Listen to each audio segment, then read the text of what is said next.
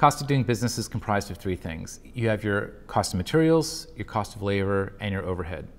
Cost of materials are things that comprise the ecosystem of how you get pictures out of your brain and into the client's hands. If you're a fashion photographer, you can have a basic 35mm setup and off you go. Everything else that you would ever need for anything more complicated than a quick location shoot can be rented. If you are a food shooter, you're gonna need a lot more stuff. You're gonna need lights, you're gonna need studio, and that becomes a different equation. You can rent to start and then begin to own and amortize things out. Amortize means if I spend $3,000 on a camera body, when is that camera body going to pay for itself within the construct of my business? The second thing you need to consider is the cost of labor.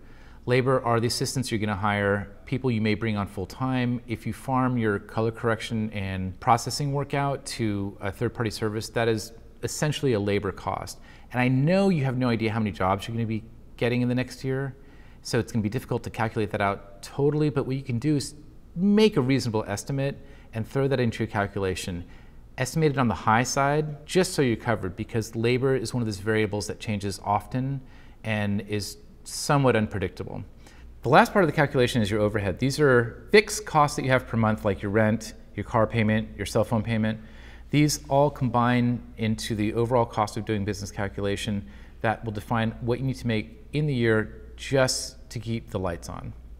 And once you take the desired profit and you add it to your total cost, that's the amount of money you're going to try to go for this next year of your career. Now, to realize that price for the year, you need to divide that by the number of shoot days.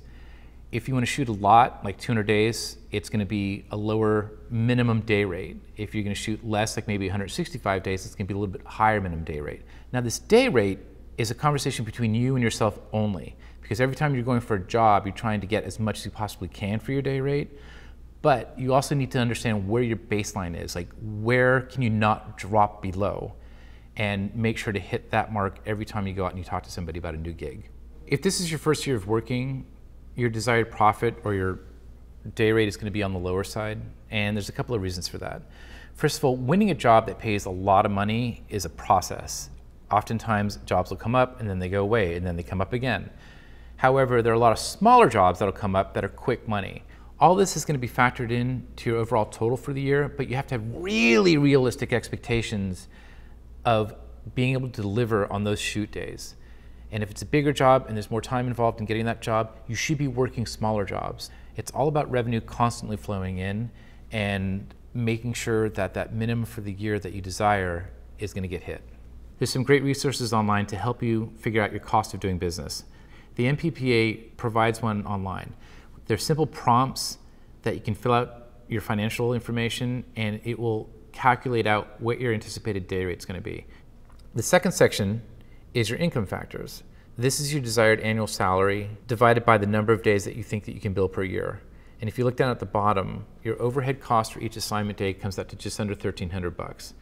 Does this match the number that you were thinking of before you started this process? It's sometimes surprising how different reality is from what your perception is, because your perception is often distorted. All the little details of running a business are often lost, especially if you're a creative person who lives in the world of the abstract all the time. So I encourage you to go to the MPPA site now, fill out all the information, be super, super realistic, if not conservative, on the number of days that you think you're going to shoot this year. Take a look at that number so you can realize what kind of money you have to make when you're shooting on days that you're shooting. And then that begins your first year of business or your next year in business.